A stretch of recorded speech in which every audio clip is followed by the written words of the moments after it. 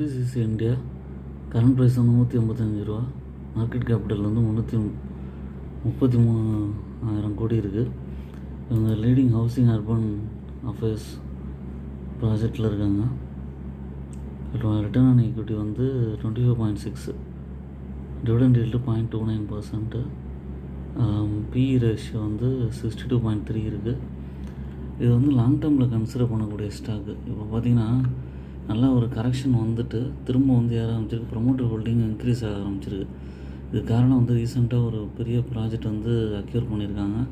அதனால் லாங் டேர்மில் இது வந்து பண்ணலாம். 200 ருபீஸ் இப்போது போக வாய்ப்பு இருக்குது. டெஃப்ரி company healthy dividend pay out 34.9% இருக்குது. குவார்ட்டர்லி ரிசல்ட்ஸும் வந்து நல்லாவே இருக்குது. 2,700 கோடியிலேருந்து 4,000 கோடி வரைக்கும் சேல்ஸ் இன்க்ரீஸ் ஆகிருக்கு. உங்கள் ஓன் அனாலிசிஸ் பண்ணிவிட்டு கன்சிடர் பண்ணுங்கள். என்னோடய சேனல் சப்ஸ்கிரைப் பண்ணுங்கள்.